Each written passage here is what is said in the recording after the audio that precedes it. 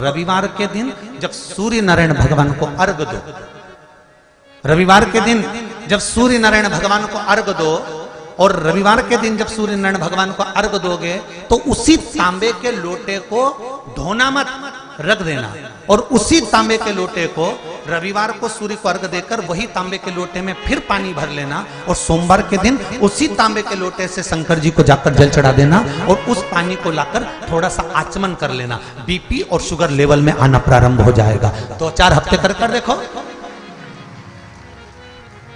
सूर्य नारायण भगवान को रविवार के दिन पूजा जाता है। वैसे तो नियम से रोज जल चढ़ना चाहिए, पर अगर बीपी शुगर वाले हैं, आप रोज जल चढ़ा रहे हो तो रविवार सोमवार का ध्यान कर लेना। रविवार को चढ़ाए तो सोमवार को शिव जी को चढ़ाए, उसी तांबे के लोटे से, उसी पात्र से।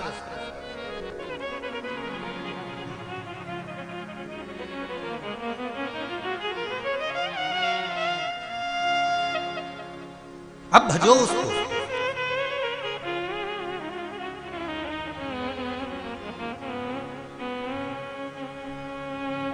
हे बाबा, जीवन में बहुत दुख है, बहुत कष्ट है, बहुत रोग है, बहुत बीमारी है।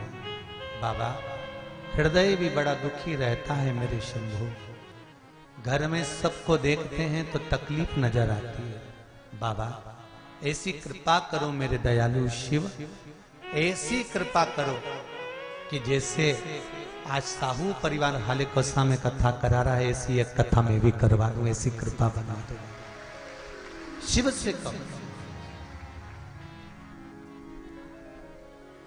लाखों के दुखड़े जो तू हर गया डमरू वाले, मेरे दुखड़ों को देख कर क्यों डर गया डमरू। बाबा, सब आप कर सकते हो।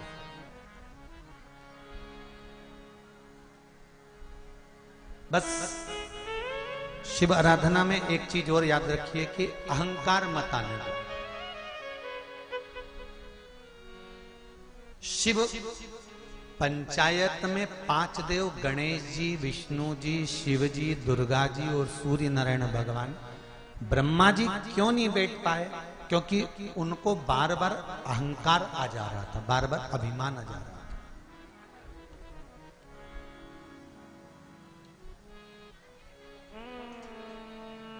सब कुछ आए पर अहम नहीं आना चाहिए।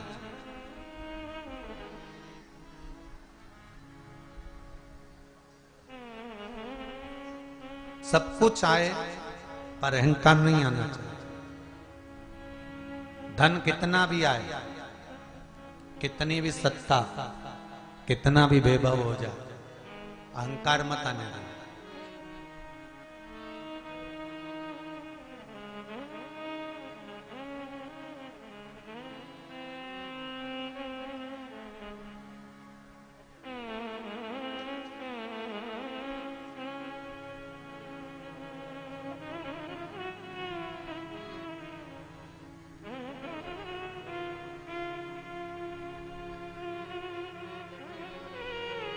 दिनेश जी, हम इस व्यासपीठ से आपका बार बार नाम नहीं लेना चाह रहे थे, पर एक भक्त ने पत्र ही लिख दिया आपके लिए। कोई संजय कुमार जी सिन्हा है, पड़ोसी गांव बोरी रड़ी छुरिया से। हाँ, तुम समझ गए ना? बस बहुत है, ठीक है। अब बोई रेडी है ना। एक काम करते हैं, 2-4-8 दिन के लिए आ जाते हैं तो हमको छत्तीसगढ़िया सिखा देंगे, ठीक है। छत्तीसगढ़िया सबले बढ़िया हो, तो उतनी काफी है ना, फिर कहाँ जरूरत है, ठीक है।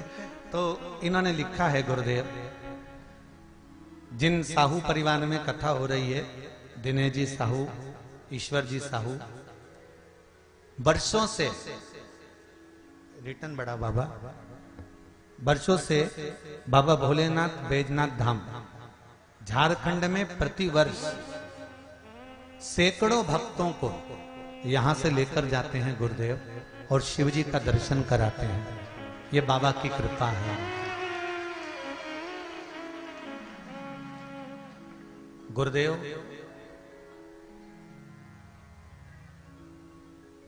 दिनेश भाई एवं उनका परिवार शिव भक्ति के कारण यह कार्य संभव कर पाया।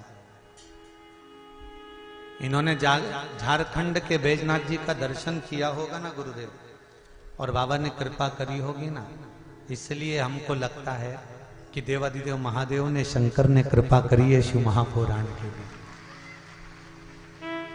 एक बात बताएं, मां कर्माबाई के पुत्र हो आप सब, साहू परिवार को मैं धन्यवाद देना चाहूंगा। इतनी बड़ी कथा को करवाने के लिए लोग ना जाने कितना कितना चंदा इकट्ठा कर लेते हैं महाराज, पर धन्यवाद दूंगा साहू परिवार को, दिनेश जी, ईश्वर जी और आपके पूरे परिवार को। इतनी दुकानें लगी हैं पूरे गांव के अंदर, दुकानें लगी हैं भक्तों के लिए, और दुकान वाले इनके पास आकर पूछे कि हम कितना रुपया दें तुमको दुकान लगाने का। इन्होंने एक शब्द कहा कि तुम्हें जितना कमाना है कमाओ, हमको 1 रुपया नहीं चाहिए, आप तो शिव का गुणगान गाओ। दिनेश जी, कहीं जगह पर हम लोग कथा करने जाते हैं, अभी हम नाम नहीं लेंगे, छत्तीसगढ़ में भी एक कथा करी है राम जी की कृपा से। नाम क्यों लेना? एक एक छोटी दुकान हो, और केवल छत्तीसगढ़ से मतलब नहीं, हमने जहां जहां करी है मां का भी बता रहा है, छोटी दुकान भी जिनने लगाई है उनसे 4-4, 5-5 हजार रुपए लिए गए हैं, तब जाकर दुकान लगाई गई। मैं आपको नमन करता हूं आपके विश्वास को। बाबा ने कितना दिया और कितना नहीं दिया मुझे नहीं मालूम, और कितना आपके पास में और कितना नहीं है मुझे उससे भी कोई मतलब नहीं। मुझे तो शिव महापुराण करना थी, बाबा ने करवाई। और ये आदिवासी क्षेत्र है, और जिस आदिवासी क्षेत्र में शिव महापुराण की जरूरत हो और मेरे सनातनियों को जगाने की जरूरत हो, उस जगह पर तुम्हारा यह बेटा बैठा हुआ है, जब चाहो जब बुलाओ बजाओ।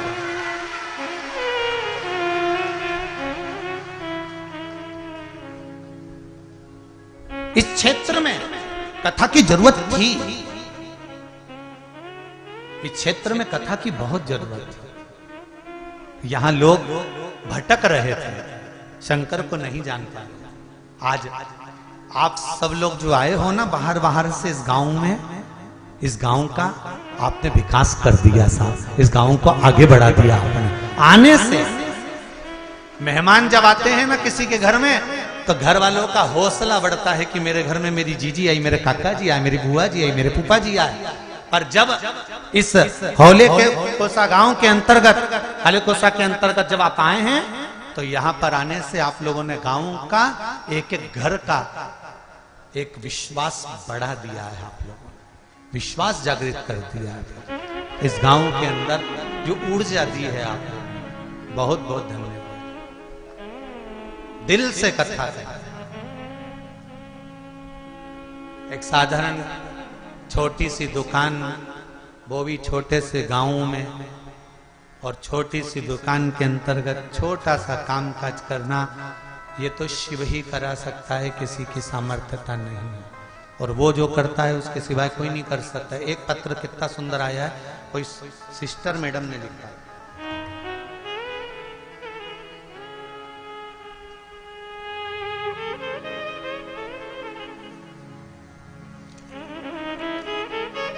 श्रीमती रत्नमाला श्रीवास्तव, चिचोला छुरिया, राजनंद गांव से हैं। कहीं बैठी हो आप? ही हैं?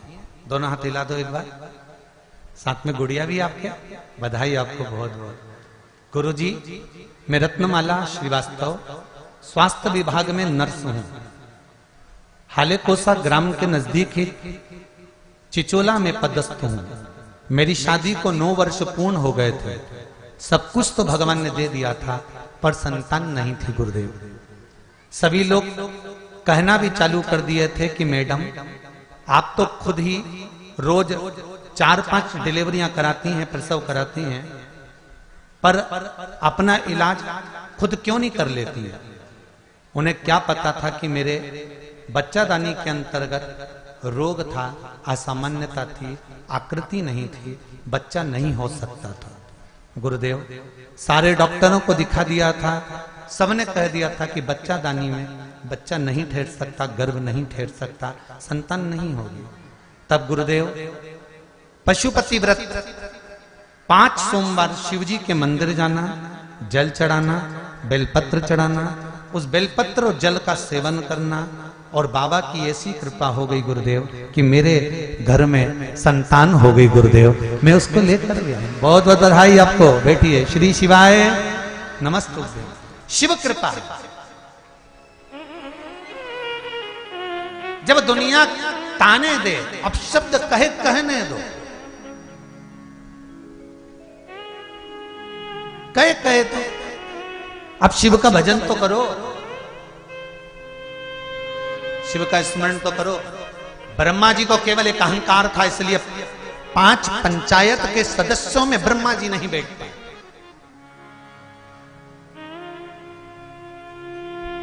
आप और हम अगर अभिमान में आ जाएंगे तो हम भी 5 सदस्यों में नहीं बैठ पाएंगे। आप और हम अगर अभिमान में आ जाएंगे तो 5 सदस्य कौन है? अपने घर के ही लोग। अहंकार के चलते हमारे घर के लोगों के साथ भी हम नहीं बैठ पाएंगे।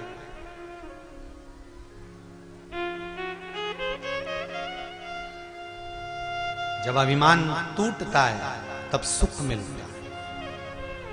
महाराज ब्रह्मा जी को अहंकार था।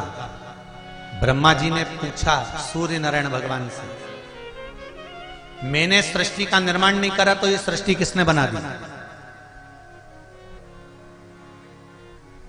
जब मैंने सृष्टि नहीं बनाई तो ये सृष्टि किसने बनाई?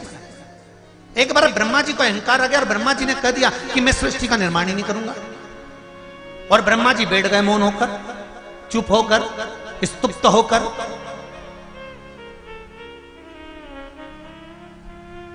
और जब मौन होकर, स्तुप्त होकर ब्रह्मा जी बैठे, सृष्टि का निर्माण बंद हो गया। सृष्टि बनाने वाला कोई नहीं था। ब्रह्मा जी चुप होकर बैठ जाते हैं। देवता घबराने लगते हैं। सृष्टि बनाएगा कौन? सृष्टि का निर्माण कौन करेगा? सृष्टि को आगे कौन बढ़ाएगा? ब्रह्मा जी तो मौन हो गए। पर अच्छे का अहंकार नहीं रहा तो ब्रह्मदेव का नहीं टूटेगा। वही हुआ। एक इंदु नामक के ब्राह्मण थे, उनके यहां कोई संतान नहीं थी। महाराज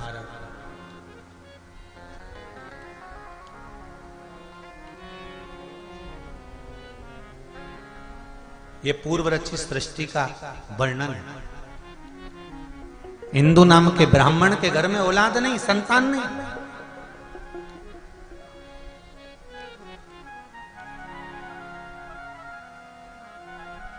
और जब संतान नहीं हुई इंदु नाम के ब्राह्मण के यहां, तब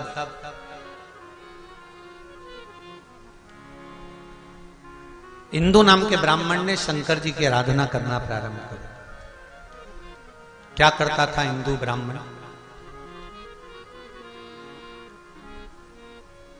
बेल के वृक्ष के नीचे जाता, शिवलिंग का निर्माण करता, पूजन करता। बेल पत्री के वृक्ष के नीचे शंकर का शिवलिंग बनाकर पूजन करने से क्या फल मिलता है?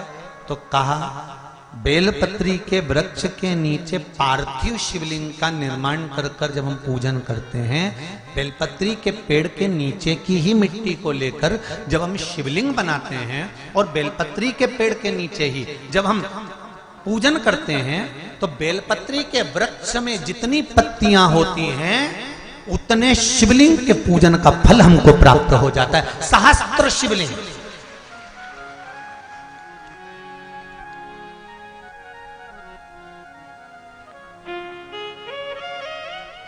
सहस्त्र शिवलिंग का फल हम आपसे भी कहेंगे। कभी कभी अगर मौका मिले ना, पार्थिव शिवलिंग का निर्माण करते रहना चाहिए। एक बार सीहोर कुबेरेश्वर धाम में कथा बाची थी, शिवलिंग, पार्थिश्वर शिवलिंग, शिव महापुराण की कथा। अगर नहीं सुनी हो तो जब फ्री टाइम रहा करे तो उसको सुन लिया करो। पहले बहुत सारी शिव पुराण की कथा बाची है, पार्वती, सती, उमा, गंगा। अभी शिव पंचायत चल रही है। इसके बाद में जो रायसेन में होगी, भोपाल से 40 किलोमीटर की दूरी पर, वहां जो कथा होगी वो त्रिपुंड शिव महापुराण की कथा होगी। वो कथा पूरी होने के बाद में फिर शायद वो 9 तारीख को समापन होगी और 13 तारीख को शिव महापुराण की कथा हरिद्वार में प्रारंभ हो जाएगी। तो हरिद्वार में जो कथा रखी है उसका नाम रखा है शिव पौड़ी। हरि की पौड़ी शिव महापुराण की कथा, हर की पौड़ी, हर का द्वार शिव महापुराण की कथा, जो हरिद्वार में 13 तारीख से प्रारंभ होगी। 13 अप्रैल से है सर, है 13 से 19 अप्रैल तक हरिद्वार की भूमि। तो कथाओं का क्रम अलग अलग है। आप कथा वही है पर उसके रस तत्व को हमको ग्रहण करना है। कई लोग कहते हैं गुरुजी शिव महापुराण की कथा तो आजकल आप छूते हो, बस वो छू लिया ना, चल तो वही रही है ना, है तो शंकरी, सुन तो रखे हो ना। शिवलिंग का उत्पत्ति, पार्वती जी का ब्याह, सती मैया का भस्म होना, कथा वही है पर उसमें जो मूल तत्व है उसको हम श्रवण करें जिससे हमारे जीवन की सार्थकता।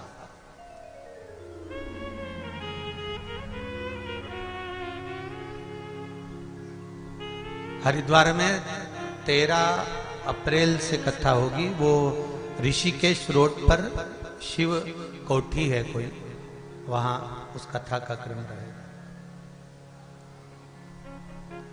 हैदराबाद का कोई परिवार है वो करा रहा है। महाराज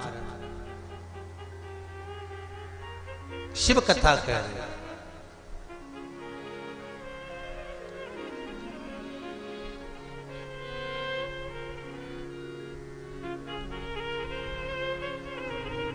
ब्रह्मा जी को अहंकार आया, उन्होंने सृष्टि रचना का काम बंद करा। इंदु नामक ब्राह्मण ने शंकर की आराधना करी, बेलपत्री के वृक्ष के नीचे पार्थिव शिवलिंग का निर्माण करा।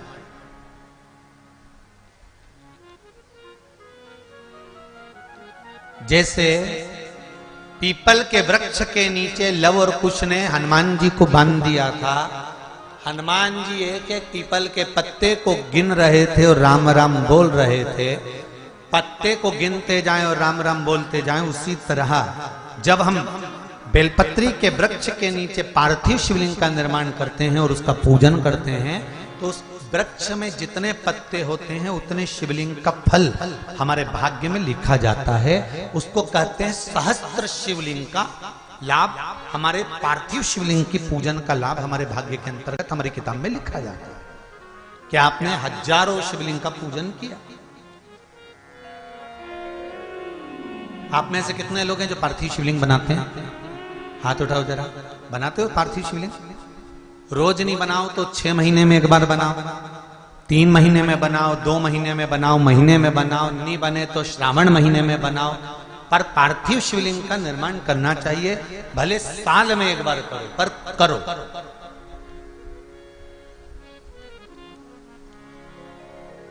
जरूरी है पार्थिव शिवलिंग।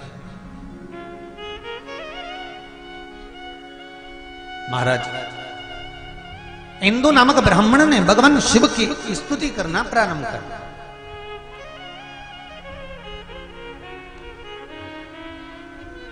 हाँ, ये हरिद्वार की जो कथा है वो शिव फार्म, हरिद्वार में जो कथा होगी 13 अप्रैल से 19 अप्रैल तक आस्था चैनल पर आएगी। वो 1 बजे से 4 बजे तक।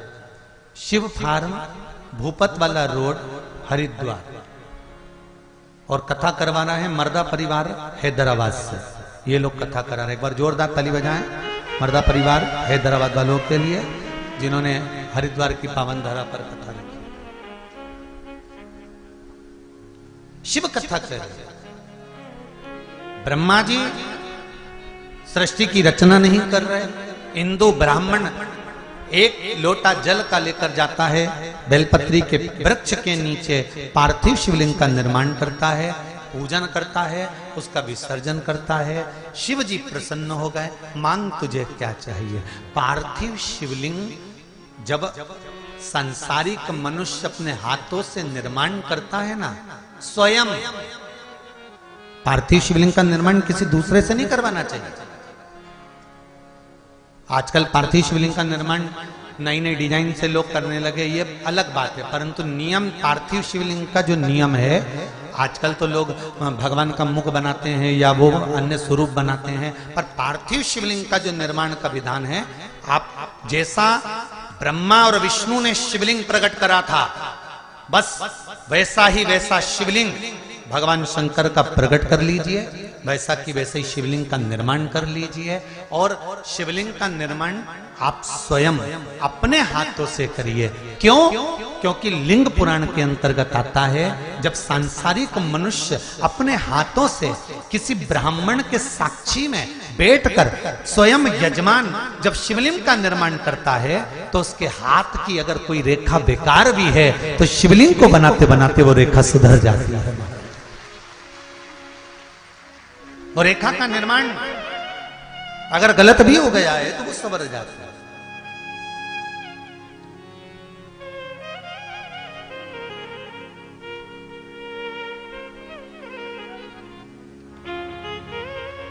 वो एक पहले भजन गाते थे ना, बालू मिट्टी के बनाए भोलेनाथ, चढ़ाऊं लोटा जल।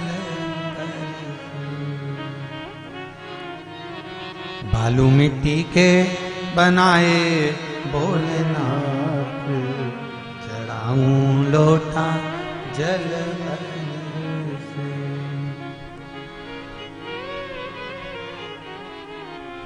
एक वर तुम देना भोले, अखंड सौभाग्य हो जाऊं।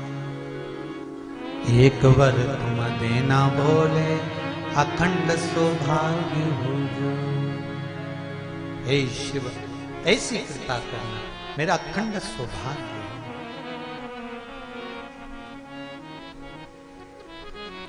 दूजा वर ये देना भोले, गोदी लाल खिलाऊं। दूजा वर ये देना भोले, गोदी लाल खिलाऊं। मेरे बाबा, दूसरा वर ये देना पार्थिव शिवलिंग के निर्माण से कि मेरी गोदी में लाल हो।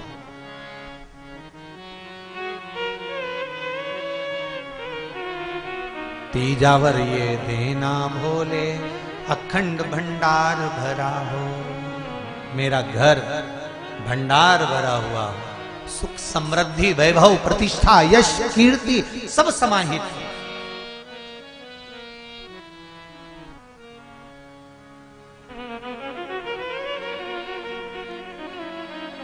बहुत अच्छे अच्छे शिवलिंग का निर्माण होता है, पर निवेदन करेगी व्यास की, आप अपने हाथों से शिवलिंग का निर्माण करिए।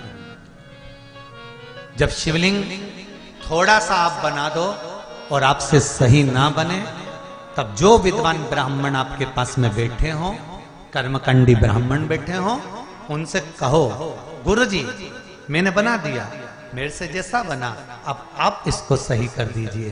फिर ब्राह्मण देवता उस शिवलिंग को श्रेष्ठ कर दे।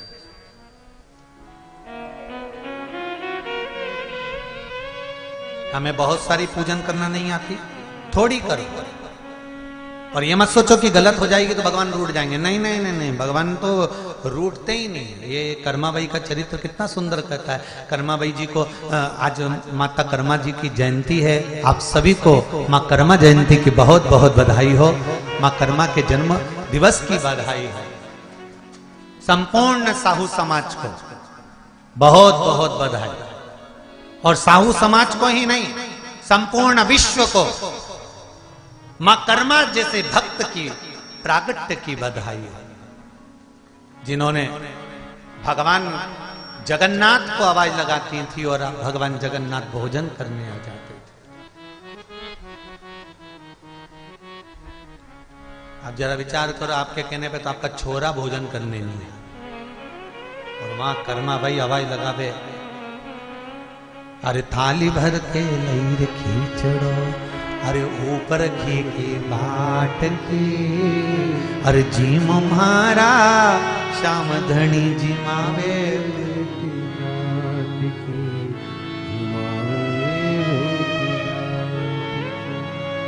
ये जो कर्माबाई का स्वरूप दर्शन कर रहे हो, ये कर्माबाई का जगन्नाथपुरी का स्वरूप है। कर्माबाई का असली स्वरूप कैसा था? जब वो गांव में रहती थी, पिता रामनाथ जी, कर्माबाई 2 चोटी करती थी, लंबा लंबा चोटी, लहंगा 36 कली का, चोली, सिर पे एक छोटी सी चूनर डाल के रहती थी कर्माबाई, माथे पर एक बिंदी, होठों पर लाली थी कर्माबाई, कानों में छोटे से पिताजी ने बुंदे लाकर दे दी तो वो पहनी थी कर्माबाई, गले में तुलसी की माला पड़ी थी कर्माबाई के, छोटी सी 6 वर्ष की कन्या। और बाबा कहते हैं, माँ कहती है सुन हम खेत जा रहे हैं, काम बहुत सारा पड़ा हुआ है, घर में ठाकुर जी की सेवा है। इतने बड़े लड्डू गोपाल थे, लड्डू गोपाल मतलब आगे बैठे ना, ऐसे लड्डू गोपाल छोटे से कन्हैया, और तू सुन इनकी सेवा कर देना और सेवा कर कर इनको भोग धरा देना। हाँ, और बाबा और माँ चले गए। कर्माबाई 6 साल की, इसको तो भोजन बनाना आता नहीं था। अब 6 साल की लड़की कितना भोजन बनाए? माँ को देखा था उसने भोजन बनाते हुए कि माँ खिचड़ी अच्छी बनाती है, पर उसको खिचड़ी बनाना भी नहीं आता था। उसने सोचा खिचड़ी कैसे बनाए। माँ एक बर्तन रखती थी, बर्तन में पानी डालती थी, चावल डालती थी, दाल डालती थी, नॉन मिर्ची डालती थी, खिचड़ी बनाती थी। कर्माबाई ने भी एक इतना बड़ा बर्तन रख दिया, उसमें 1 कटोरी चावल डाल दिया, 1 बाल्टी पानी,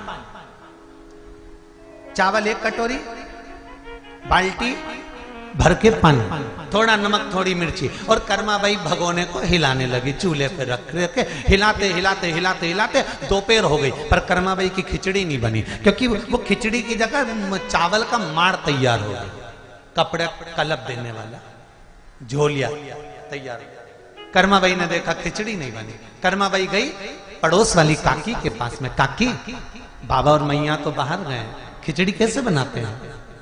काकी ने कहा 2 गिलास पानी डालो, थोड़ा 1 कटोरी चावल, जिसको नहीं आती हो खिचड़ी बनाना लिख लो,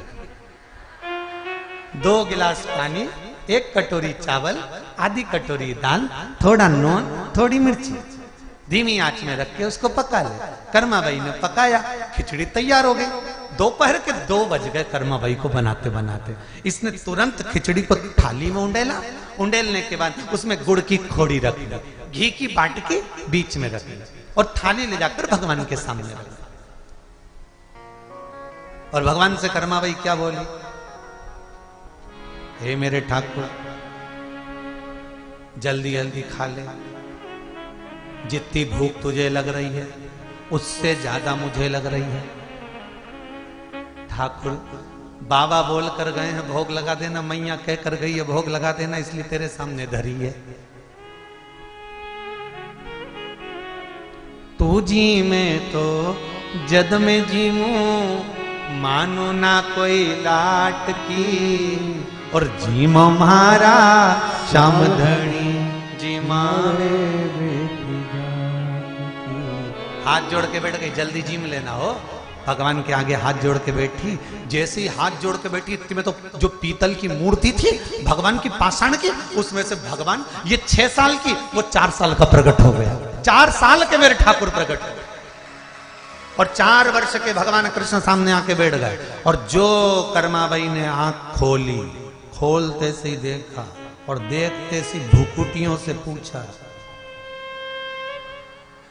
भगवान भी भुकुटी हिला रहे, कर्माबाई भी भुकुटी हिला रही। इतने में कर्माबाई ने हाथ जोड़ के पूछा, ईमानदारी से बोल दे तू कौन है? भगवान बोले, कर्मा मैं तेरा द्वारकानाथ, मैं तेरा सांवरिया सेठ, मैं तेरा श्याम, मैं तेरा कृष्ण। ओहो, सांवरिया सेठ, द्वारकाधीश, कृष्ण सांवरिया हो, धन्य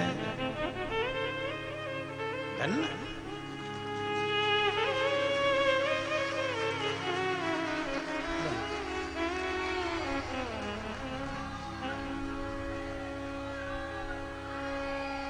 बाद में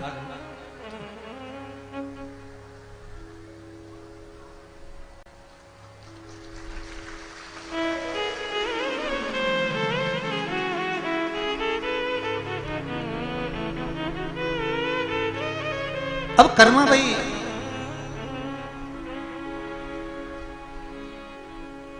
हमारे कर्मा भगवान को देख रही है, भगवान। और कर्मा जब भगवान को देखी तो कर्मा भाई ने पूछा कि अरे कहां से आया है? भगवान बड़े प्रेम से बोले, तूने मुझे प्रेम से बुलाया इसलिए मैं प्रेम से आया। तूने प्रेम से बुलाया ना, इसलिए प्रेम से आया। कर्मा भाई ने कहा, कौन से गांव का रहने वाला है? भगवान बोले, मैं और गांव का, मैं तो ब्रज का रहने वाला हूं। अच्छा, क्या नाम है तेरा? कृष्ण। अच्छा, अपने आप को कृष्ण कहता है, तेरे को शर्म नहीं आती है? भगवान बोले, मेरा नाम कृष्ण है तो कृष्ण नहीं कहूंगा। काय के लिए आया है? भगवान बोले, भोजन करने हम, खिचड़ी बहुत जोरदार बनी है। कर्मा भाई ने कहा, तूने तो खाई नहीं, तुझे कैसे मालूम कि अच्छी बनी है? जब तूने खिचड़ी खाई नहीं तो तुझे कैसे मालूम? तुझे पता कैसे खिचड़ी कैसी बनी? नहीं नहीं नहीं, कर्मा, मुझे तो पाना है ना। अब कर्मा भाई दो प्रश्न भगवान कृष्ण के सामने रख दिए। कर्मा भाई ने कहा, सुन, अगर तू कृष्ण है, तू ही मेरा भगवान है, तो मैं तुझसे दो प्रश्न करूंगी, दोनों के उत्तर सही दे दे तो मैं तुझे खिचड़ी खाने दूंगी। ठीक है। कर्मा भाई ने पहला प्रश्न किया, तेरे पिताजी का नाम बता। अब भगवान कृष्ण ने मन में सोचा, बताओ इसको मेरे पिताजी का नाम ही नहीं मालूम। भगवान कृष्ण ने कहा, मेरे पिताजी का नाम तो वसुदेव जी है। कर्मा भाई ने कब तो उठ के खड़े हो जाए, तुझे इतना ही नहीं मालूम कि भगवान कृष्ण के पिता तो नंद बाबा है? भगवान कृष्ण ने अपना माथा ठोका, कहा दो बाप के चक्कर में पड़ा। अगर आज बाप एक होता तो खिचड़ी तो मिल जाती। अब कर्मा भाई ने दूसरा प्रश्न करा, तेरी मैया का नाम बता दे, मां का नाम बोल। तो कर्मा भाई जैसी पूछी तो भगवान कृष्ण को लगा कि पिताजी का नाम जब नंद बाबा बताया ना तो मैया का नाम यशोदा बताया होगा, जो पक्का है। तो भगवान बोले, मेरी मैया का नाम तो यशोदा है। इतने में कर्मा भाई बोली, अब तो उठी जा, पूरा ही उड़ जा। तो कर्मा भाई ने पूछा, वो क्यों? भगवान कृष्ण पूछे, वो क्यों? कर्मा भाई बोली, तुझे इतना नहीं मालूम कि भगवान कृष्ण तो देवकी के जाए थे। भगवान कृष्ण ने मन में सोचा, ये कौन रिश्तेदारी बताता? पिताजी बता दिए नंद बाबा, मां बता दी देव, खिचड़ी बीच में लटक गई। अब खिचड़ी का क्या करते? भगवान कहने लगे, अच्छा मैं जाता हूं। कर्मा भाई बोली, रुक जा जीम ले। अच्छा, ये कर्मा भाई ने हाथ से खिचड़ी के दो हिस्से कर दिए, इधर भी घी, इधर भी घी, इधर भी गुड़, इधर भी गुड़।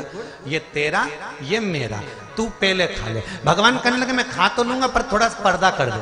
कर्मा भाई बोली, अच्छा पूरा खा जाएगा चोटे, मेरे को मालूम है तुझे, तू पूरा खाने वाला है। भगवान बोले, नहीं खाऊंगा मैं, मेरा ही खाऊंगा, तू पर्दा तो कर। कर्मा भाई बोली, हमारे यहाँ पर्दा ही नहीं है। तब पर्दो भूल गई सांवरिया,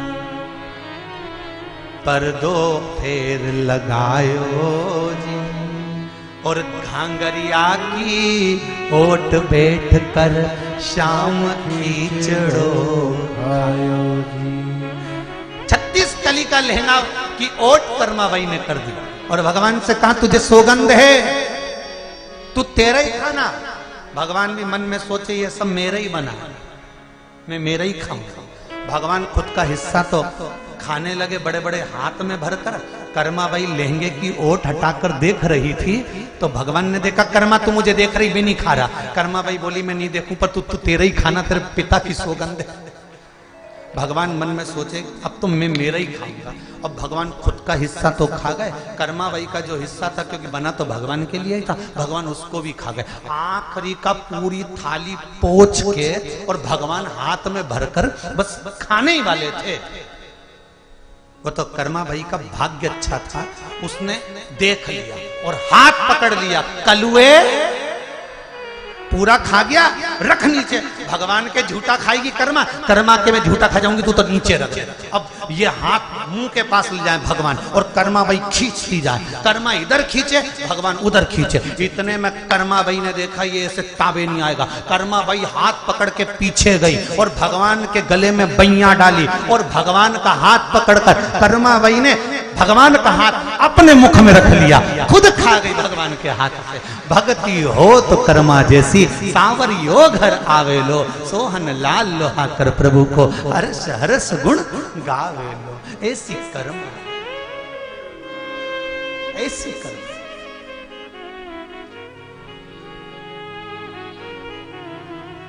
अरे थाली भर कर लई रे खींचड़ो, ऊपर घी की बाट की, जीमो मारा श्याम धनी, जिमावे बेटी की, जिमावे। थाली भर कर खिचड़ा रखा है, खाए सो। आप सभी को, संपूर्ण राष्ट्रवासियों को, संपूर्ण सनातनियों को मां कर्माबाई के जन्म दिवस की बहुत बहुत बधाइयां हैं। बहुत भाग्यशाली हो आप सब। मां कर्मा के जन्म दिवस का आनंद, ब्रह्मदेव का अहंकार तोड़ने के लिए महाराज भगवान ने इंदु के घर में, भगवान शिव कहते हैं इंदु तुमने ये बेलपत्री के वृक्ष के नीचे इस सुंदर शिवलिंग का निर्माण करा है, और निर्माण करा, इस शिवलिंग का पूजन किया। इस शिवलिंग का मैं तुम्हें वर देता हूं, तुम्हारे यहाँ एक नहीं 10 पुत्र होंगे। और इंदु के घर में 10 पुत्र हुए। ब्रह्मा जी का अभिमान तोड़ने के लिए शंकर भगवान ने 10 पुत्र दे दिए। वो 10 पुत्र जब बड़े होने लगे तो इंदु पिता के प्राण छूट गए। बेटों ने विचार करा अपने पिता के लिए क्या करा जाए। तब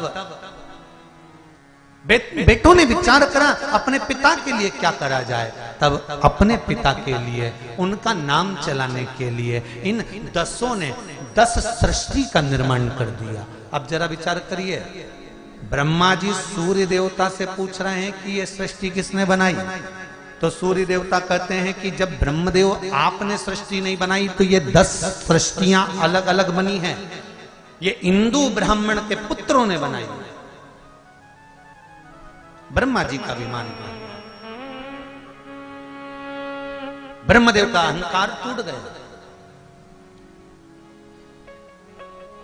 और महाराज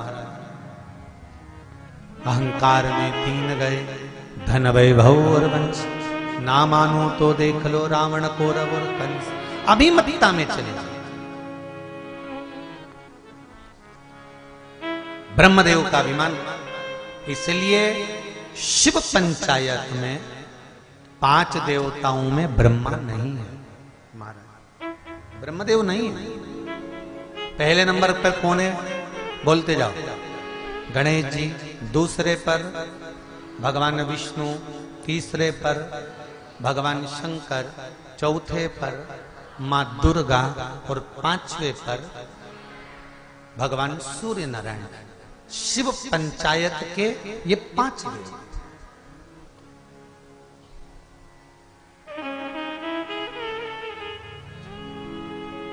शिव पंचायत के ये 5। और इन 5 देवों के अनुसार ब्रह्मा जी केवल अभिमतता के कारण नहीं रुकता, ब्रह्मदेव केवल अहंकार के कारण नहीं रुकता। महाराज भगवान शिव जब कृपा करते हैं, दया करते हैं, ब्रह्मा तो केवल एक सृष्टि का निर्माण करे हैं, तो ब्रह्मदेव के मन में आ गया कि मैंने एक सृष्टि का निर्माण करा। पर शंकर के जो भक्त होते हैं, शिव के जो उपासक होते हैं, वो ना जाने कितनी सृष्टि का निर्माण कर देते हैं, ये मालूम नहीं कर पाते।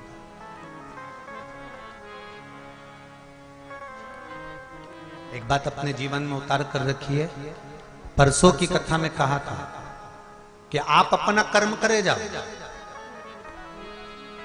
आपने क्या कर्म करा है, कैसा कार्य किया है, आपके कर्म को दुनिया स्वयं याद करेगी। आप अपना कर्म करो, आप अच्छा करते हुए आगे बढ़ेंगे, आपको दुनिया खुद याद रखेगी। श्रेष्ठ कर्म की ओर आगे बढ़ेंगे, आपको खुद याद किया जाए। कल एक प्रसंग चल रहा था राजा सहस्त्रबाहु का।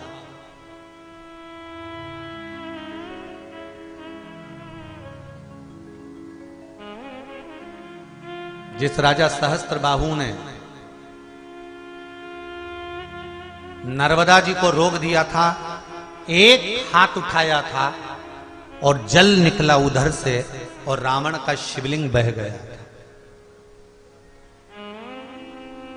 रावण की पूजा अधूरी रह गई थी, इसलिए रावण को सहस्त्रबाहु के बंधन में पड़ना पड़ा।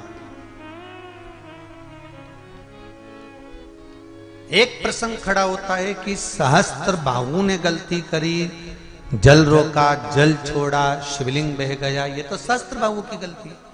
शिव महापुराण कहती है जब कोई धर्म के लिए आगे बढ़े, सत्कर्म के लिए आगे बढ़े, नेक कर्म के लिए आगे बढ़े, हमारे सनातनी धर्म को जब अग्रणता का भाव लेकर जाए, कोई सनातन धर्म को अग्रणता की ओर लेकर जाए, कोई धर्म की ध्वजा को आगे बढ़ाकर लेकर जाए, तो शिव महापुराण की कथा कहती है कि प्रयास करना आप कि बन सके तो उसको आगे बढ़ाने का प्रयास करना, रोकने का नहीं। सहस्त्रबाहु ने रोकने का प्रयास, सहस्त्रबाहु ने एक गलती कर दी कि नर्मदा जी के जल को रोककर एक हाथ उठाया और हजारों हाथ में से एक हाथ उठाकर नर्मदा का जल उधर से भेज दिया जहां पर शिवलिंग रखा हुआ था। रावण का शिवलिंग पानी में बह गया। रावण को तो भोगना पड़ा कि सहस्त्रबाहु के बंधन में पड़ना पड़ा, पर सहस्त्रबाहु को क्या भोगना पड़ा, तो वो भी शिव पुराण कहती है। वो भी शिव पुराण कह रही है कि रावण जब लंका अधिपति रावण चले गया, तब जमदग्नि जो वन में निवास कर रहे थे वहीं से सहस्त्रबाहु जा रहे थे। जमदग्नि जी ने सहस्त्रबाहु का सम्मान किया, उनको खूब खिलाया पिलाया, आदर सम्मान सत्कार दिया।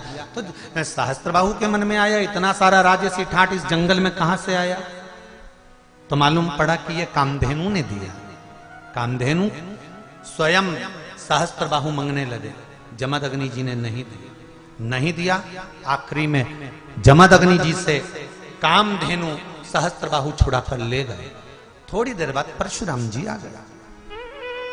परशुराम जी ने आकर पूछा, क्या बात है पिताजी, आप मौन क्यों हो, आप चुप क्यों बैठे हो?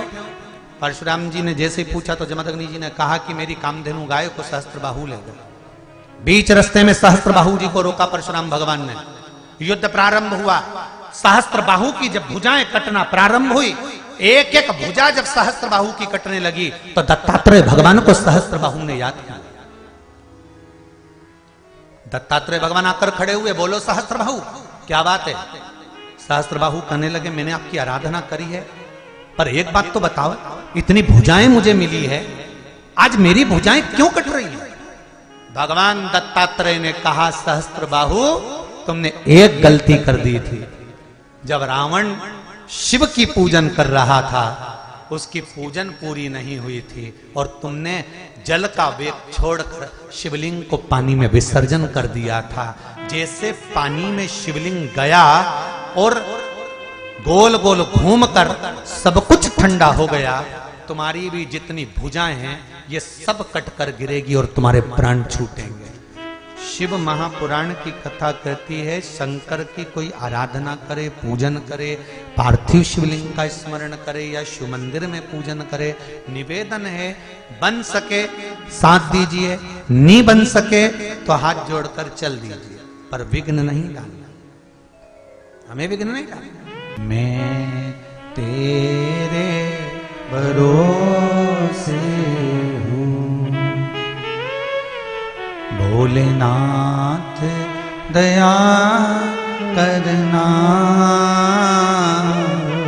मैं तेरे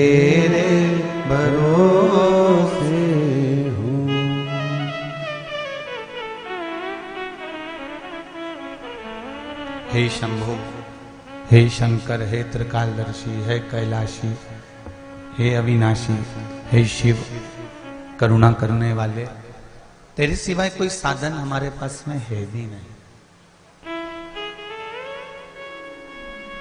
अच्छा एक बात और समझ लो, सब दूर माथा टेकिया है, सबसे निवेदन करिया है, सबसे आप बोल कर आ गए, सबसे आप कह कर आ गए, सबसे प्रार्थना कर कर आ गए, और उसके बाद भी अगर कोई काम नहीं होता आपका, मान लो सब दूर कहने के बाद भी अगर आपका कोई काम ना हो, कोई कार्य नहीं हो, तो फिर आप क्या करोगे? आखिरी में शिव के पास में, आखिरी में भगवान के पास में जाओगे कि नहीं जाओगे? अरे बोलो तो, जाओगे ना?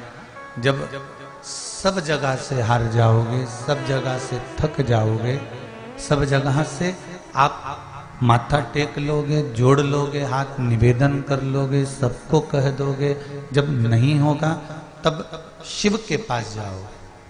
तो सबके हाथ पैर जोड़ने से अच्छा है, सबके पास जाकर धोख लगाने से अच्छा है, सबको प्रणाम करने से अच्छा है, सबको जाकर निवेदन करने से अच्छा है कि आप पहले ही शिव के पास चले जाओ और उससे जाकर अपने दिल की बात कह दो, तो किसी के आगे जोड़ना ही नहीं पड़ेगा।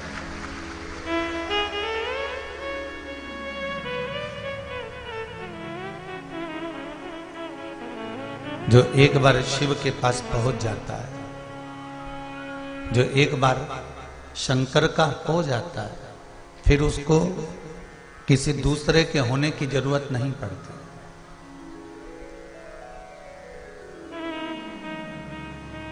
जिसको शमशान में ले जाकर छोड़ दिया गया हो, आग लगा दी गई हो, शरीर भस्म हो गया हो, पूरा खाक में मिल गया हो, राख हो गया हो, फिर उस शरीर का क्या करोगे?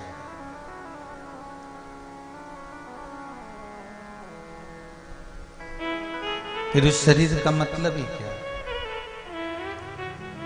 अरे देख लिया संसार हमने, देख लिया सब मतलब के यार हमने, देख लिया झूठे नाते झूठे रिश्ते, झूठे नाते झूठे रिश्ते, झूठा है संसार हमने देख लिया, सब मतलब के यार हमने देख लिया। इस संसार में जितने मिलेंगे सब आपको लूटने वाले मिलेंगे। कलकत्ता में कहा था, शिव लूटता नहीं है, शिव लुटा देता है। वो लूटने का काम नहीं करता मेरा शिव। मेरे शिव के पास में लूटने का काम नहीं है, लुटाने का काम। आज राजनंदगांव के संपूर्ण मीडिया वाले पहुंचे थे, कम से कम 10, 15, 20 लोग होंगे। सबका अपना अपना चैनल होगा, सब अखबार से भी हैं, पत्रकार भी हैं, मीडिया भी है। उन्होंने एक प्रश्न किया। हमारी आदत है, कोई बात होती है तो इस व्यासपीठ पर लेकर आते हैं, क्योंकि देव अधिदेव महादेव को भी ये सब मालूम होना चाहिए। वैसे तो उसको सब मालूम है, पर फिर भी उन्होंने एक प्रश्न किया। शायद टीवी पर भी वो प्रश्न जितने मीडिया वाले आए थे वो लेकर गए हैं, तो आप सुनेंगे न्यूज चैनलों पर। उन्होंने एक प्रश्न किया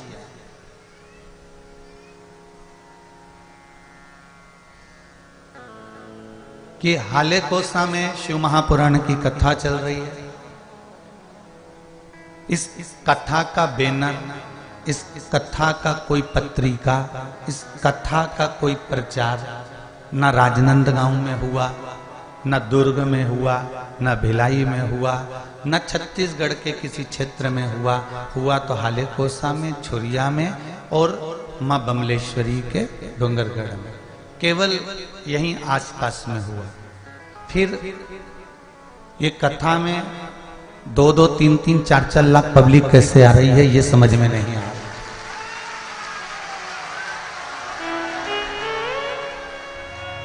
ये 3-4 लाख पब्लिक के बैठने के लिए जगह कम पड़ गई। टेंट पूरे फुल हैं, पीछे के लगाए वो फुल हैं, डोम पूरे फुल हैं, लोगों को जगह नहीं मिल रही है बैठने की। तो ये इनको सूचना किसने दी कि यहां कथा हो रही है? हमने उनसे कहा शक्कर अलमारी के डब्बे को, शक्कर का जो डब्बा होता है उस पर अलमारी में छुपा कर रख दो तो भी चींटी ढूंढ लेती है। बस शक्कर का डब्बा, मिठाई कितना भी छुपा कर रख दो, चींटी मक्खी उसको ढूंढ लेती है, चींटी उसको ढूंढ लेती है। उसी तरह जो मेरे शंकर के भक्त होते हैं वो टीवी के सामने या मोबाइल पर बैठकर शिव महापुराण ढूंढ ही लेते हैं। ये भक्ति है।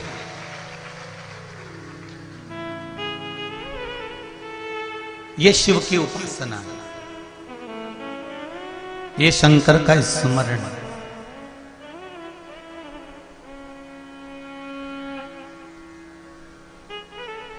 महाराज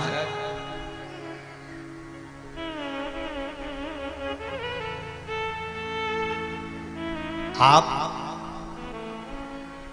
कई लोग ऐसे भी होंगे कि हालेकोस आ रहे होंगे तो छुरियां निकल गए होंगे, फिर वो तो बैनर देखा होगा तो इधर घुस गए होंगे कि हाँ हालेकोसा इधर ही है तो इधर चलो।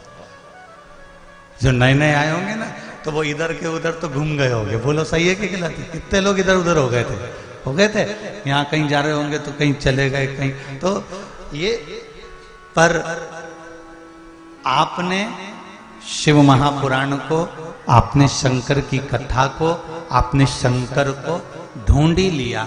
उसी तरह संसार सागर में अगर आप एक बार भगवान शिव को पुकारते हो तो मेरा शंकर ऊपर से तुमको ढूंढ ही लेता है कि मेरा भक्त कहाँ बैठा है। वो ढूंढ लेता है, उसको ढूंढने में देरी नहीं लगती। हम पहले भी कथा में कहे हैं, कोई व्यक्ति आपको नहीं देख रहा है ना तो उसका नाम लेकर पुकारो, ए कमलेश, अरे ओ लीला। जब लीला नहीं देखे, कमलेश नहीं देखे तो फिर वापिस आवाज लगाओ, कमलेश। वो तो चले ही जा रहा है, फिर आवाज लगाओ, कमलेश। ए लीला, लीला। वो नहीं देखे तो 2 बार, 3 बार, 4 बार आवाज लगाओ। जब दमदारी से आवाज लगेगी तो एक बार तो लीला पलटकर देखेगी, कमलेश पलटकर देखेगा। उसी तरह अगर एक बार में तुम्हारा काम ना हो, शिव महापुराण का कोई उपाय करा नहीं हुआ, हारना मती, आवाज फिर लगाना। दूसरी बार नहीं हुआ फिर आवाज लगाना, तीसरी बार नहीं हुआ फिर आवाज लगाना। बार बार श्री शिवाय नमस्तुभ्यम कहते रहना, बार बार उसके मंदिर पर जाते रहना, बार बार उस पर 1 लोटा जल चढ़ाते रहना, बार बार उसका बेलपत्री से श्रृंगार करते रहना, बार बार 1 चावल का दाना शिव को समर्पित करते रहना, बार बार उसको 1 पुष्प समर्पित करते रहना। अगर 1 बार नहीं देखेगा, 2 बार नहीं देखेगा तो तुम्हारे ऊपर टार्च लगाकर देखेगा और तीसरी या चौथी बार में तो देख ही लेगा, यह पक्का है। ऐसा नहीं हो सकता कि ना देखे। ये पत्रों में लिखा है, देखिए, ये पत्र के अलावा एक पत्र और है।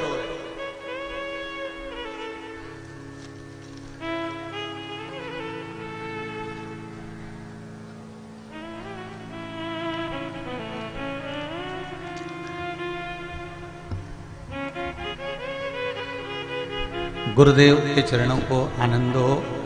श्री शिवाय। पत्र लिखा है पूर्णिमा जी साहू भिलाई से हैं। कहीं बैठी हो तो हाथ उठाएं। पूर्णिमा जी साहू भिलाई से। कहीं बैठी हो तो हाथ हिला देना। पूर्णिमा जी साहू भिलाई दुर्ग से आई हुई। कहीं बेटी हैं क्या?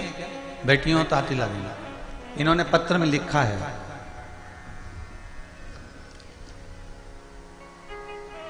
शिव महापुराण में पशुपति नाथ का व्रत किया, जानकारी प्रदान किया था आपने, उसको करने से मेरी मनोकामना पूर्ण हुई। 2 बच्चे हैं, दोनों बच्चों की नौकरी नहीं थी। गुरुदेव, मैंने शिव जी से कहकर पशुपति व्रत किया था। 5 व्रत का चमत्कार क्या होता है पशुपति नाथ का, मैं इस पत्र में लिख रही हूं। गुरुदेव, पहला व्रत जब मेरा पूर्ण हुआ, उसके दूसरे दिन खबर आ गई कि मेरे बड़े बेटे की जहां अप्लाई करी थी वहां नौकरी लग गई है। और चौथे सोमवार का व्रत मेरा पूर्ण हुआ और छोटे बेटे की भी नौकरी लग गई। गुरुदेव, पशुपति व्रत का यह वर्णन मैं कर रही हूं। ये शिव कृपा, ये शिव की दया। एक पत्र और बड़ा सुंदर लिखा है।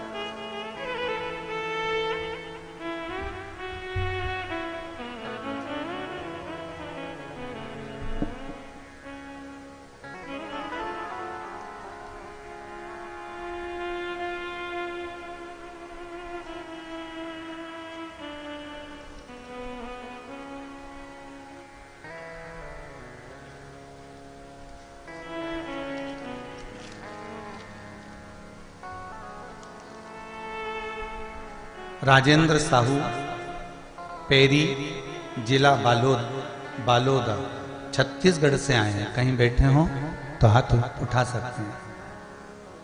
श्री राजेंद्र जी साहू, पेरी, जिला बालोदा, छत्तीसगढ़ से। इन्होंने पत्र में लिखा है, गुरुदेव, शिव जी का, कहीं बैठे हैं, आवाज आ रही है, कहीं बैठे हैं, आवाज आ रही है। अच्छा, उधर है क्या? हाथ हिला दो एक बार। अच्छा, पीछे हैं, ठीक है, दिख गए। हाँ, दोनों हाथ उठाते हुए, वो आखिरी में। गुरुदेव, शिव जी का चमत्कार क्या होता है मैं बताऊं आपको। मेरे यहां पर बोर लगवाया, सूखा निकल गया। 28 फरवरी को बोर किया था, इस पत्र में लिखा है, जो कि सूखा निकला, पानी नहीं था। मिस्त्री बोला ये बोर बेकार हो गया है, सूखा है, मशीन डालकर टेस्ट भी कर लेते हैं। मशीन डालकर टेस्ट किया गया, कोई फायदा नहीं मिला। तब मैंने कहा कि रुको भाई, आप अभी इसका केसिंग मत निकालो, इसको रहने दो ऐसे, और थोड़े समय के बाद इसका केसिंग निकालना। 11/3/2022 को केसिंग वापिस निकालना, ऐसा बोलकर मैंने रोक दिया। गुरुदेव, 6/3/2022 को मैं मिस्त्री को बोलकर कुबेरेश्वर धाम पहुंच गया और बाबा से कहने के लिए पहुंचा कि बाबा, ये बोर आपके माध्यम से करवाया है, शिव महापुराण को सुनकर करवाया है। मैंने सुना है कि कभी कोई चीज खाली नहीं जाती, तो बोर खाली कैसे चले गया। महादेव बाबा का दर्शन किया। 11/3/2022 को मैं सीहोर कुबेरेश्वर धाम से वापस आ गया और मशीन पुनः डलवा दी, टेस्ट किया गया। तो गुरुदेव, सूखे बोर में पानी इतना निकला कि हजारों लोग उस पानी से अपना आनंद पाले। ये पत्र भेजा। बैठिए साहू जी, हर हर महादेव, विराजिए, बाबा की कृपा बनेगा। मैंने कुबेरेश्वर बाबा से जाकर निवेदन कर दिया। विश्वास देखिए, भरोसा देखिए कितना होगा कि उन्होंने मिस्त्री से कह दिया कि मुझे रुक जा, मैं आ जाऊं, उसके बाद तू कैसे निकालेगा।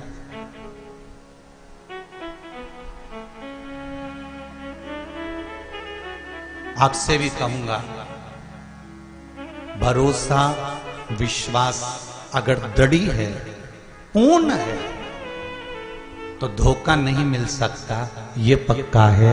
मेरा शिव हाथ जरूर पकड़ेगा। आपका भरोसा पक्का रखिए।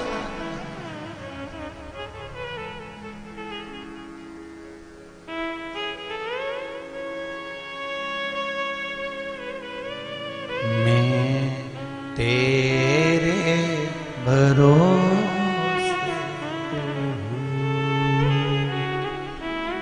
भोलेनाथ दया करना,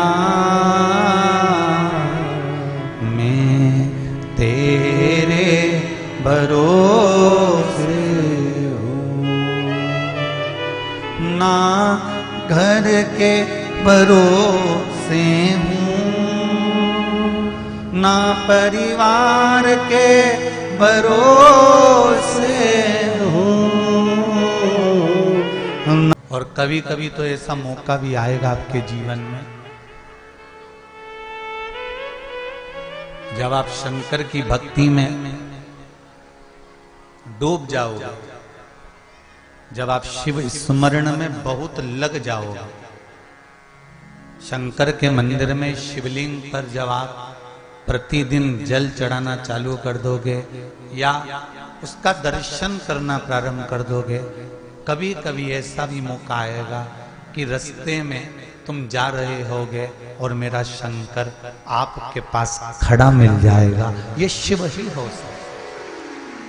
ब्रह्मा ब्रह्मलोक में रहते हैं, भगवान विष्णु वैकुंठ लोक में रहते हैं, पर मृत्यु लोक में पृथ्वी पर अगर कोई देव है तो वो देव अधिदेव महादेव है। जब पृथ्वी पर आप रहते हो, जिन्होंने भिलाई में कथा सुनी होगी वो यहां भी आ गए होंगे, हो सकता है, और जिन्होंने यहां सुनी होगी वो आगे भी कहीं कथा में आ जाए, हो सकता है।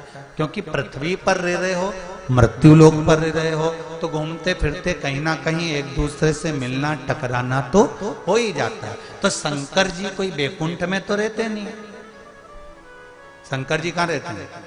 ब्रह्मलोक में नहीं, वैकुंठ लोक में नहीं, इंद्रलोक में नहीं। शिव कहां रहते हैं? मृत्यु लोक में। जब पृथ्वी पर शंकर जी रहते हैं और आप कहां रहते हो? पृथ्वी पर ही रहते हो ना, तो पृथ्वी तो गोल है, तो शिव जी भी घूमते रहते हैं, आप भी घूमते रहते हो, तो कभी भी कहीं पर भी शंकर, मेरा ओघड़ी, मेरा शंभू आपके सामने आ सकता है। उसका भजन करो, वो कभी भी मिल सकता है। रिटर्न बदल रहा है, वो कभी भी प्राप्त हो सकता है, वो कभी भी मिल सकता है आपको। उसको ढूंढने में देरी नहीं लगेगी। हर पल, हर घड़ी, हर क्षण जब आप उसको भज रहे होते हो, स्मरण कर रहे होते हो, नाम जाप कर रहे होते हो, नाम कीर्तन कर रहे होते हो, तुम उसको याद कर रहे होते हो और वो तुमको याद कर रहा होता है।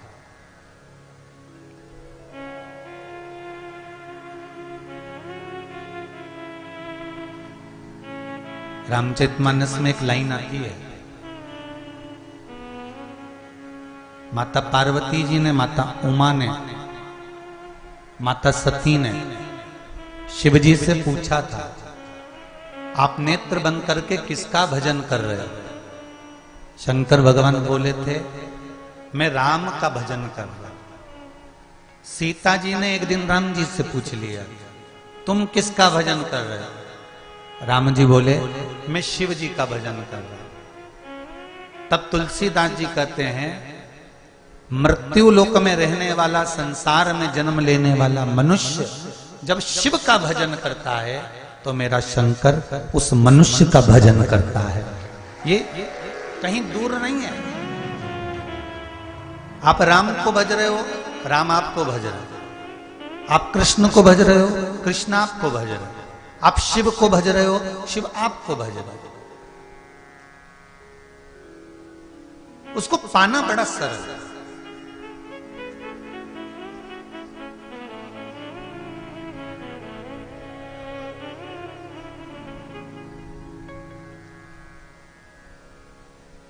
मेरे शंकर भगवान को पाने के लिए बहुत बहुत सारा कहीं वैभव दिखाने की जरूरत ही नहीं पड़ती।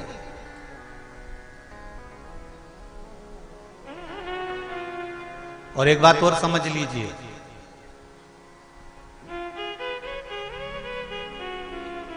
शंकर भगवान को शंभू कहते हैं। शंभू का मतलब जानते हो? स्वयं भू। स्वयंभू मतलब ना तो इनका कोई माता है ना इनका कोई पिता है, ये स्वयं प्रकट है।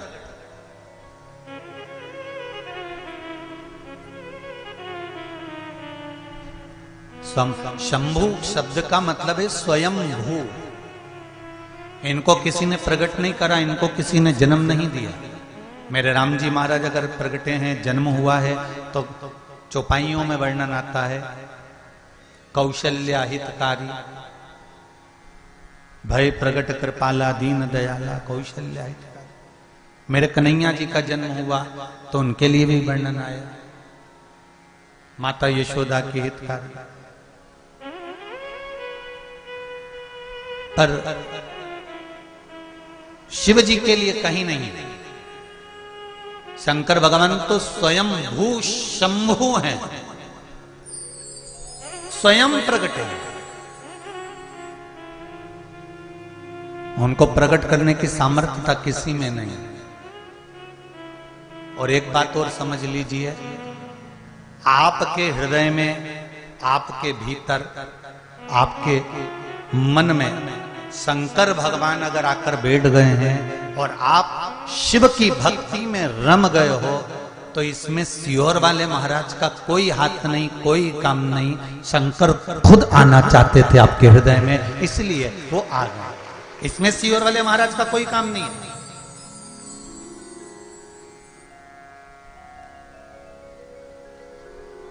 आप जितनी जितनी दृढ़ता से शंकर का भजन करोगे, आप जितनी जितनी दृढ़ता से शिव की भक्ति करोगे, शंकर आपकी सुध लेंगे। एक पत्र है,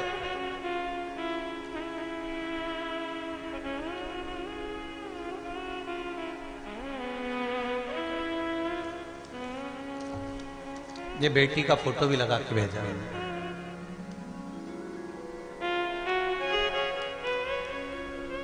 दिख रहा है? चैनल पे भी दिख रहा होगा। एक बेटी का फोटो लगाकर भेजा है इस पत्र।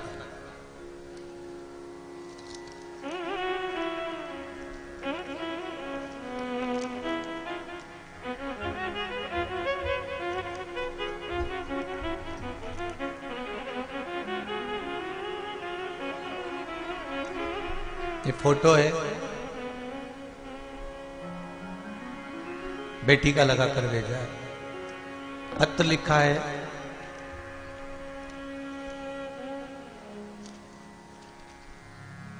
श्री शिवाय नमस्तुभ्यम। मैं रोहित कुमार साहू, ग्राम नंदकंठी, जिला दुर्ग से आया हूं। कहाँ बैठे हैं? आप ही हैं? दोनों हाथ हिला दे जरा एक बार।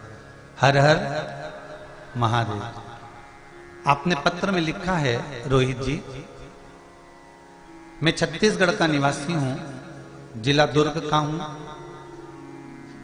ग्राम नंदकंठी से आया हूं। मेरी बहू डिंपल साहू 7 माह के गर्भ में थी।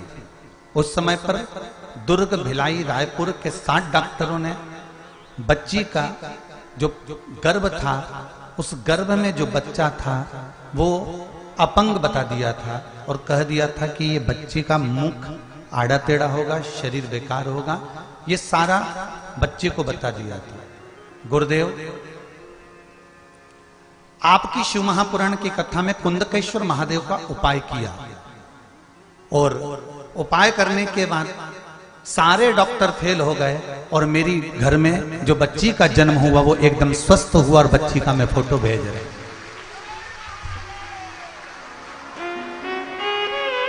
ये बच्ची का फोटो। बैठिए रोहित जी, बाबा की कृपा बनी रहे बच्ची पर भी, उनके पूरे परिवार पर। एक चीज और लिखी है आपने, मेरी लड़की की शादी का रिश्ता 3 वर्षों से लग रहा था, नहीं हो रहा था। तब पशुपति व्रत किया और बेटी का संबंध पक्का हो गया। 27 अप्रैल अगले महीने में 2022 को मेरी बेटी का विवाह है गुरुदेव। ये शिव कृपा। लोग कहते हैं कि शंकर क्या नहीं करता। एक बात और कहूंगा मैं आप सबको, दिल से एक बार अगर उसको पुकार लिया तो ये विश्वास मानकर चलना कि तुम्हें दुखी तो नहीं देख सकता, सुख प्रदान करेगा ही, ये पक्का। दुखी नहीं देख पाएगा। उसको हम बाबा कहते हैं, उसको हम दादा कहते हैं। हमारे घर का अगर कोई बड़ा है, हमारे घर का अगर कोई बुजुर्ग है, 33 कोटि देवता सारे के सारे अमृत पी गए, विष का कटोरा हलाहल भरा रहा, किसको दिया? 33 कोटि देवता पी जाते विष।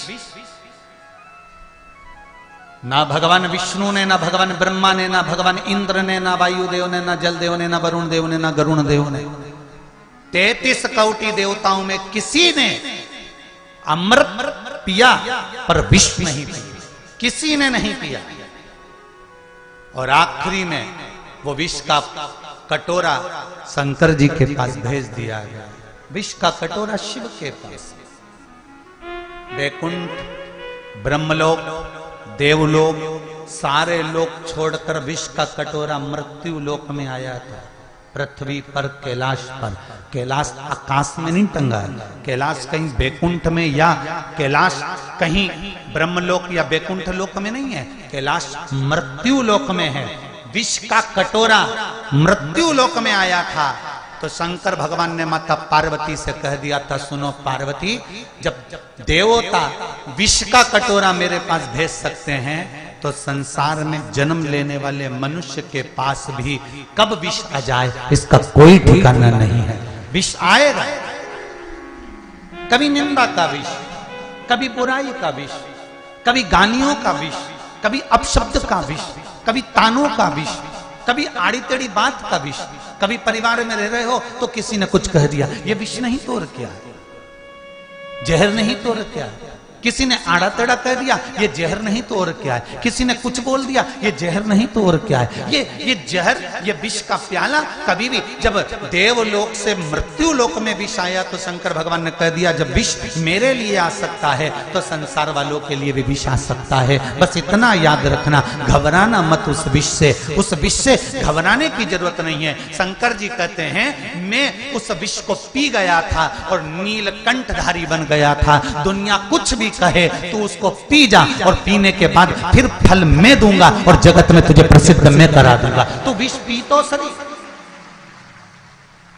हम विष पीना नहीं जानते, हम विष उगलना जानते।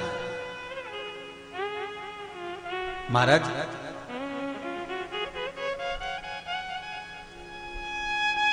एक पक्षी होता है जिसका नाम है सारंग। नेट पे सर्च कर लेना अगर नहीं देखा वो पक्षी को। वैसे तो ग्रामीण क्षेत्र से आप सब लोग हैं तो पक्षी को पहचान। एक सारंग नाम का पक्षी होता है, छोटा सा पक्षी होता है, सारंग पक्षी। इस पक्षी की एक विशेषता होती है कि यह सारंग पक्षी का जो जोड़ा होता है, इसका जोड़ा वाला अगर मर जाता है तो उसको मरा हुआ देखकर सारंग पक्षी भी मर जाता है। इस पक्षी का एक नियम है।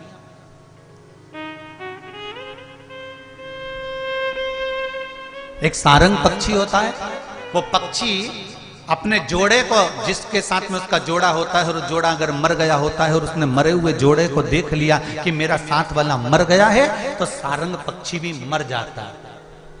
ये पक्षी है जो अपने वाले के लिए प्राण त्याग देता है, और एक संसार में रहने वाला मनुष्य दिन रात भगवान से विनती करता रहता है कि डोकरी कम मिले और चाबी कम मिले, वो कम मरे और चाबी कम मिले, ये कम निपटे और हमारा काम हो, ये कम मरे और हमारा काम हो, ये कब जाए और हमारा काम हो। इंतजार करते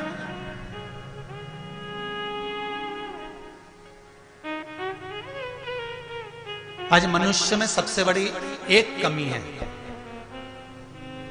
मानव के अंतर्गत एक कमी सबसे बड़ी है, उसका बुरा हो रहा है, होन दो, हमको क्या करना, ये सबसे बड़ी कमी है। राष्ट्र खड्डे में जा रहा है, जाने दो हमको, बोलो तो क्या करना।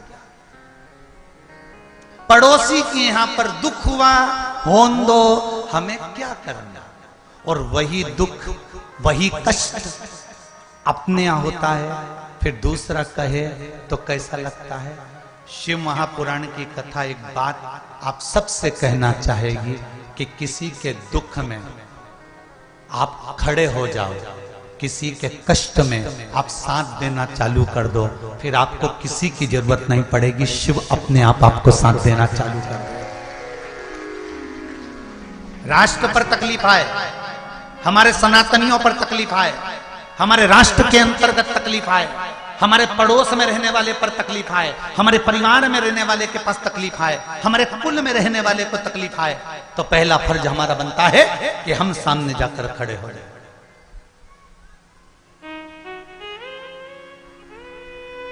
और एक बात पहले भी कही है, आज फिर इस व्यासपीठ से कहना चाहूंगा, आप स्वीकार करो तो अच्छी बात है। दान करने से पहले 50 जगह पर दान करना, दान करने से पहले यह विचार करना कि हमारे परिवार में कोई दुखी तो नहीं है। अगर परिवार में कोई दुखी है तो वो दान उस दुखी व्यक्ति के इलाज में या उसकी पढ़ाई में लगा देना। परिवार में अगर कोई दुखी नहीं हो तो अपने पड़ोसी में देखना, किसी को किसी चीज की जरूरत तो नहीं है, कहीं बच्चे पढ़ने के लिए तो नहीं बिलख रहे, कहीं भूख से तो नहीं बिलख रहे, तो दान करने से पहले उन पड़ोसियों के बच्चों का पेट भर देना। अगर पड़ोसी भी सुखी हो तो मोहल्ले में देखना कि मोहल्ले में कोई दुखी तो नहीं है, किसी को कोई कष्ट तो नहीं है, फिर मोहल्ले में अगर कोई दुखी है तो उसकी विद्या का खर्चा उठाना, उसकी बीमारी का खर्चा उठा लेना, या उसको अच्छा पेट भर के भोजन करा देना। वो भी सुखी हो तो अपनी कॉलोनी में देखिए, कॉलोनी में सुखी हैं तो अपने गांव में देखिए, गांव में सुखी हो तो अपने प्रदेश में देखिए, और प्रदेश में सुखी हो तो फिर भारत में देखिए। दान करने से पहले अपने पड़ोसी को जरूर देखना कि इसको तो दुख नहीं है, इसको तो कष्ट नहीं है, मेरा सगा भाई दुखी तो नहीं है, मेरा बहन तकलीफ में तो नहीं है, मेरे फूफा, मेरे चाचा, मेरे काका, मेरी बुआ, मेरे नाना। और ये केवल मैं एक व्यक्ति के लिए नहीं कह रहा हूं, मैं हर व्यक्ति के लिए कह रहा हूं कि पहले अपने परिवार वालों को देखो, इनका दुख। अगर बच्चे पढ़ना चाहते हैं तो पढ़ाओ, बेटियां पढ़ना चाहती हैं उनको पढ़ाओ, अगर कहीं बीमारी में पैसा लग रहा है तो लगाओ, और कहीं उसका भला हो सकता है तो करो। इसके बाद तुम्हारी मर्जी पड़े, कहीं दान, कहीं पुण्य, कहीं सत्कर्म करना। ये साहू परिवार कथा करवा रहा है, साहू परिवार कथा करवा रहा है। साहू जी बैठे हुए हैं, पूरा परिवार बैठा हुआ है। ये साहू जी का परिवार, कभी एकांत में हम चले भी जाए ना तो एक बार पूछ लेना कि सीहोर वाले महाराज ने कथा करने की दक्षिणा तो नहीं मांगी थी। कहीं एक बार पूछना जरूर इनसे कि कहीं महाराज जी ने करोड़ों में, लाखों में, धन में, वैभव में कहीं मांग तो नहीं लिया। और कई लोग कहते हैं इतना बड़ा कुबेरेश्वर धाम बन रहा है, तो कुबेरेश्वर धाम बनाने वाला मेरा देवाधिदेव महादेव है, दूसरा कोई नहीं बना सकता। सीहोर वाले महाराज की सामर्थ्यता नहीं है कि कुबेरेश्वर धाम को बना ले।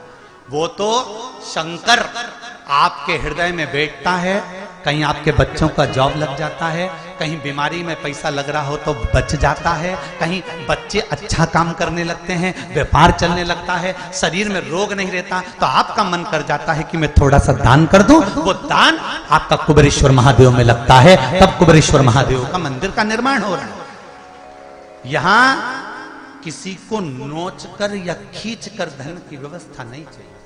आप तो अपने पास में देखो, अपने परिवार में देखो, अपने कुल में देखो, जिसको जरूरत हो लगा। कौन सा सीहोर वाला महाराज छाती पे बांध के ले जाएगा? जैसे आप जाओगे वैसे ही इस शरीर को जाना है। वही राम नाम सत्य है। जैसे 4 लोग मरे हुए व्यक्ति को उठाते हैं ना, बोलो सही बोलो, उठाते हैं ना, जैसे मरे हुए व्यक्ति को 4 लोग उठाते हैं ना, ऐसे ही हमारे मोहल्ले में, परिवार में अगर कोई दुखी है ना, उसको जीते जी उठाने का प्रयास कर दो, मरने के बाद भले मत उठाना। अपने परिवार में, अपने कुल में, अपने मोहल्ले में, अपने गांव में, अपने शहर में, अपने नगर में कोई मरने के बाद भले 4 लोग कंधा मत देना, पर जीते जी अगर किसी को भूखा है, बिलख रहा है, उसके बच्चों की फीस नहीं भरा रही, उसको दवाई का खर्चा नहीं निकल पा रहा, तो जीते जी 4 लोग मरने के बाद भी तो उठाओगे, तो 4 लोग जीते जी उसका खर्चा उठाना प्रारंभ करो, उसको आगे बढ़ाना प्रारंभ करो, उसको अग्रण्य लेकर जाओ। मेरा राष्ट्र फिर वही मेरी भारत की भूमि सोने की चिड़िया बन जाएगी, हर जगह पर वही संपदा। आज सबसे बड़ी बात बताना चाह रहा हूं, दूसरे धर्म में विदेशों से धन आता है और वो तुमको लोभ देते हैं। दूसरे धर्म में विदेशों से धन आता है, वो आपको लोभ देते हैं, इतने दुखी हो हमारे धर्म में आ जाओ, हम तुम्हारे बच्चे की नौकरी लगवा लेंगे, तुम आना तो चालू करो, हमारे यहाँ आओ तो सही, फिर हमारे हॉस्पिटल में आओ, फिर हमारे यहाँ एजुकेशन में आओ, फिर हमारे यहाँ हमारे हो जाओ, फिर हिंदू धर्म में कभी मत जाओ। क्यों? कारण क्या है? कमजोर आप हो, कमजोर आप पढ़ रहे हो। क्यों? क्योंकि तुम्हें वहां अच्छा दिख रहा है।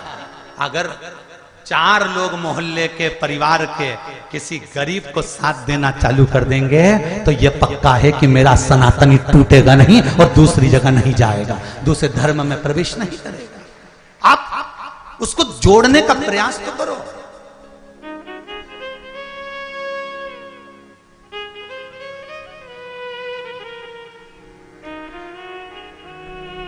आज एक खुशी हुई सुनकर, प्रसन्नता बहुत हुई कि राजनांदगांव की पुलिस प्रशासन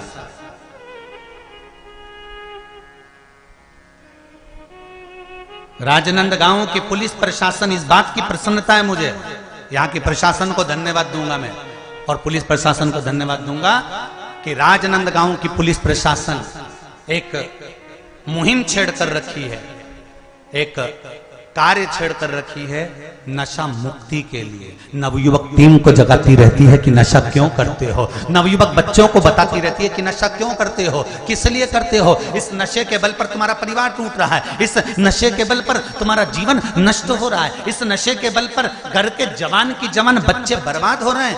ये पुलिस प्रशासन एक मुहिम छेड़ कर रखी है। एक बार जोरदार ताली बजाएं राजनांदगांव पुलिस के लिए। बहुत बहुत धन्यवाद, बहुत बहुत साधुवाद। अच्छा लगा, आप अच्छा करिए, मुझे व्यासपीठ से कहने में आनंद की अनुभूति होगी। आप अच्छा करिए, मुझे व्यासपीठ से बोलने में सुख प्राप्त होगा, क्योंकि राष्ट्र शुद्ध है, देश शुद्ध है, इससे बढ़कर कोई सुख नहीं हो सकता।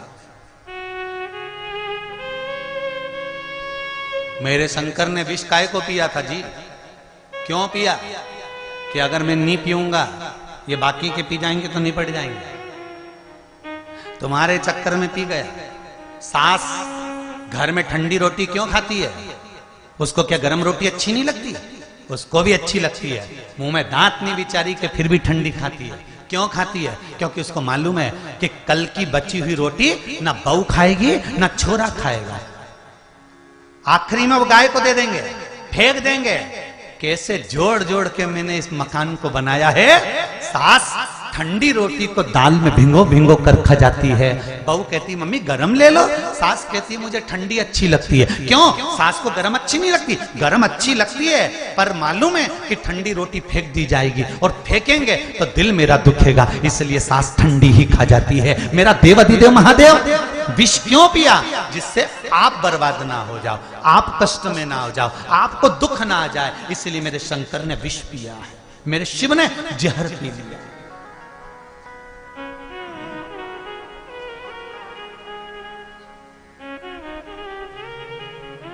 आप भजन तो करो शिव का। जहां सारे डॉक्टर फेल हो जाते हैं वहां एक डॉक्टर और है। कौन? बोलो जरा दम के। देव अधिदेव महा देव। सारे 5 से 7 डॉक्टरों ने कह दिया था कि ये बच्ची विकलांग होगी, ये बच्चा विकलांग होगा, शरीर बेकार होगा, और वो बच्चा हुआ। क्यों? क्योंकि कुंदकेश्वर महादेव का नाम ले लिया था, शिव का स्मरण कर लिया था। वो कुंदकेश्वर कोई साधारण नहीं है महाराज। माता पार्वती जी ने जब विदल और उत्पल दोनों आ रहे थे, माता पार्वती को गलत दृष्टि से देख रहे थे, तब माता ने कुंदुक का प्रहार करा था। और वो कुंदुक का प्रहार करा तो विदल और उत्पल दोनों का संहार कर दिया, और शिवजी के चरणों में जाकर वो कुंदुक गिर गया, जिसके कारण शिवजी का नाम कुंदकेश्वर पड़ गया। स्वयं भगवान शंकर ने माता पार्वती से कहा था, पार्वती, जब मनुष्य रोग से ग्रसित होगा, यह मानव का शरीर जब रोगों से घिर जाएगा, तब तेरे फेंके हुए कुंदुक नाम का अगर वो स्मरण करेगा और कुंदकेश्वर का नाम लेकर 1 लोटा जल लाल चंदन मिलाकर मेरे शिवलिंग पर समर्पित करेगा, तो वो रोग से मुक्त हो जाएगा। ये कुंदकेश्वर, ये कुंदकेश्वर है, कोई साधारण नहीं है। भगवान शंकर का एक एक नाम का स्मरण करिए, भगवान शिव के एक एक नाम का स्मरण कर कर देखिए। साधु, सन्यासी, तपस्वी, साधक, उपासक जितने हैं उनका स्मरण करिए।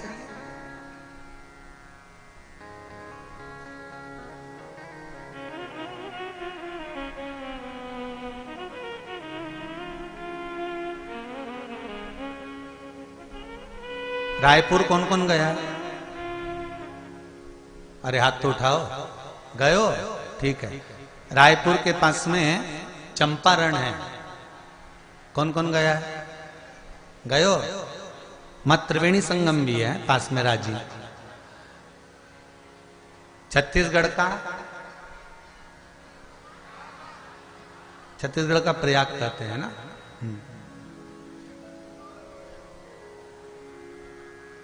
चंपारण में चंपेश्वर महादेव दर्शन किस किसने करे? जरा हाथ उठा। कने सभी ने? श्री महाप्रभु जी श्रीमद वल्लभाचार्य जी की बैठक जी पर जब हम जाते हैं तो चंपेश्वर महादेव पढ़ते हैं। कभी आपने विचार करा कि श्रीमद वल्लभाचार्य जी तो ठाकुर जी के उपासक हैं, भगवान श्री जी बाबा के उपासक हैं, गिरि गोवर्धन नाथ जी के उपासक हैं, फिर चंपेश्वर महादेव यहां कैसे आ गए? और चंपेश्वर महादेव कहां विराजमान हैं? जिस वृक्ष के नीचे श्रीमद वल्लभाचार्य जी को माता ने जन्म दिया था, और वहां वो बालक पड़ा हुआ था, ज्ञात नहीं हुआ कि जीवित है कि मर गया। तब शंकर और पार्वती दोनों भ्रमण करते हुए जा रहे थे, बालक पर दृष्टि पड़ गई। पार्वती जी ने कहा, बाबा कोई बालक पड़ा हुआ है, इसमें प्राण नहीं दिख रहा है। शिव जी कहते हैं, अरे पार्वती, तूने बालक को मुझे दिखा दिया, अगर वो मर भी गया होगा ना तो मेरी दृष्टि से जिंदा हो जाएगा।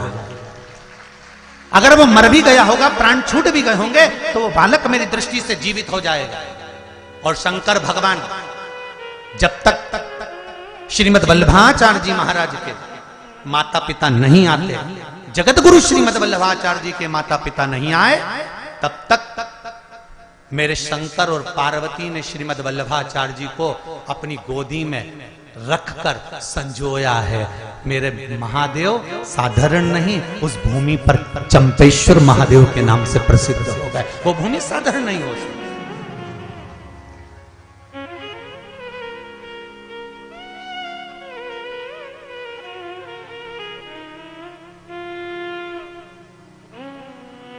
सहज क्या है?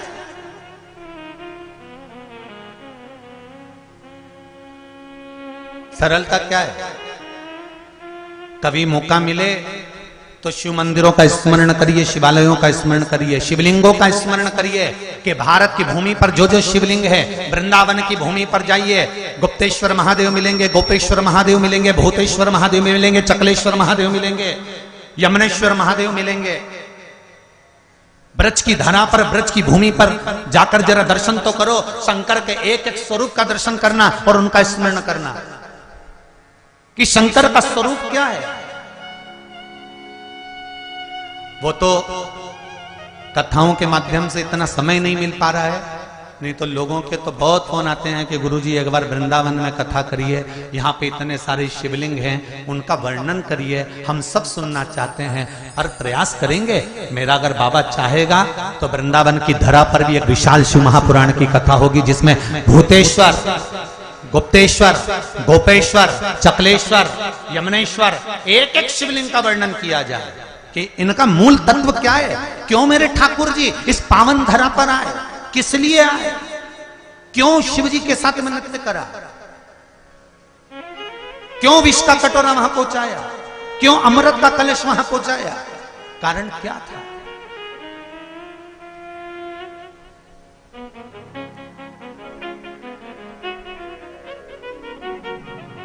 महाराज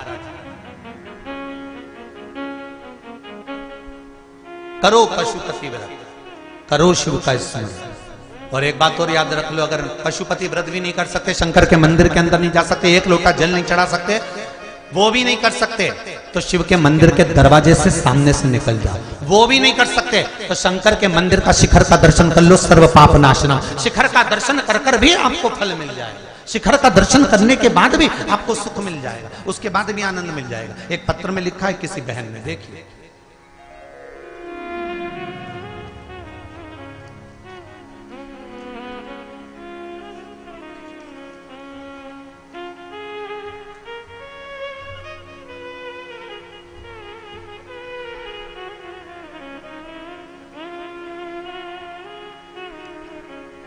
एक बात तो है, तुम छत्तीसगढ़ वाले चतुर तो खूब हो रहे, देखो ना जाने कहां की डिजाइन बनाई बाने पत्थर में।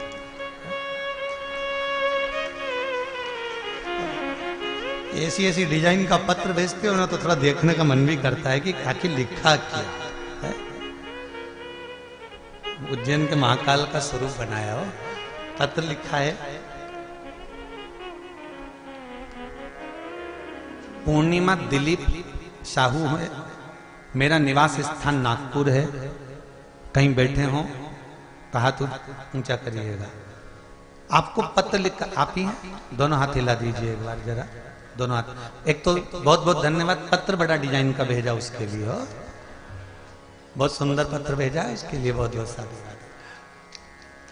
पत्र में आपने लिखा है, दीदी हम महाराष्ट्र नागपुर में रहते हैं, जहां पर जमीन को खरीदना बड़ा कठिन काम है।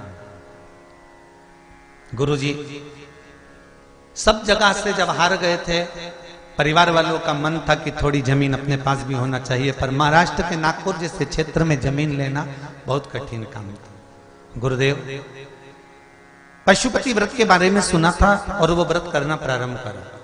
उस व्रत की कृपा क्या हुई कि बाबा ने ऐसी कृपा कर दी कि गुरुदेव पशुपतिनाथ का व्रत किया और कई वर्षों से जमीन खरीदने का स्वप्न था। जैसे ही मैंने पशुपतिनाथ का व्रत किया, मेरे तीसरे ही सोमवार को जमीन का सौदा पूर्ण हो गया और बाबा ने मुझे जमीन दिला दी। मैं उनको बहुत बहुत धन्यवाद देना चाहती हूँ। ये शिव कृपा। बैठो बहन, हर हर शिव कृपा होती ही ऐसे। एक ने लिखा है,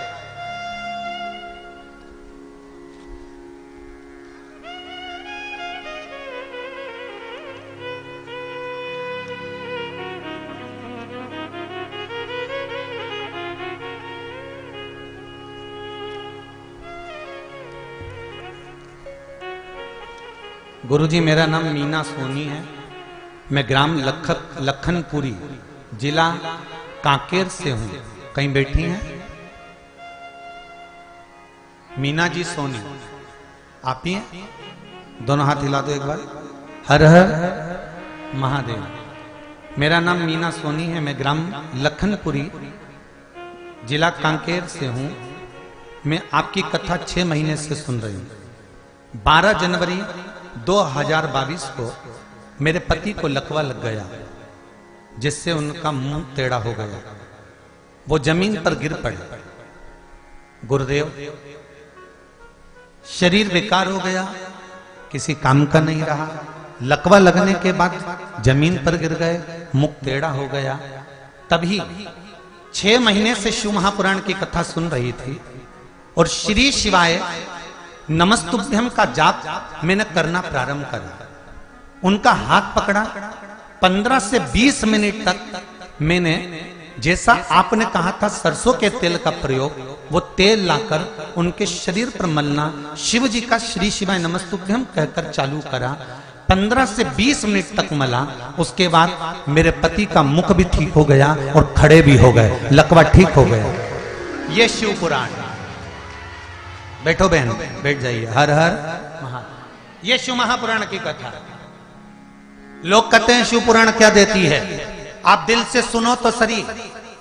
जब जब विपदा आएगी, कोई रोग आ गया, कोई बीमारी आ गई, कोई कष्ट आ गया, कोई तकलीफ आ गई, आपने आस्था चैनल पर कथा सुनी है, मोबाइल पर कथा सुनी है, उस कथा का अगर एक अंश भी आपको याद रह गया तो किसी के दुख में तुरंत खड़े होकर आप श्री शिवाय नमस्तुभ्यम जप तो सकते हो, खड़े होकर बता तो सकते हो कि ये उपाय कर ले तुरंत आराम लग जाएगा। तू कर तो सही, शंकर पे विश्वास रख तो सही, शंकर का नाम ले तो सही।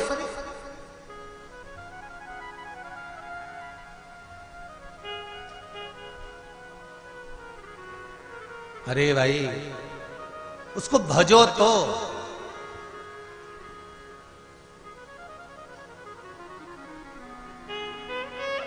अभी तो लोगों को यही नहीं मालूम था कि सूर्य नारायण भगवान को जल चढ़ाते हैं तो वो जल का जो पानी निकलता है, सूर्य की किरण पड़ती है तो शरीर के रोग ठीक कर देती है। अब लोगों को जरा पानी चढ़ाना चालू तो करने दो। हॉस्पिटल में कोई बीपी और शुगर वाला नहीं जाएगा, सब घर में ही ठीक हो जाएगा। करो तो।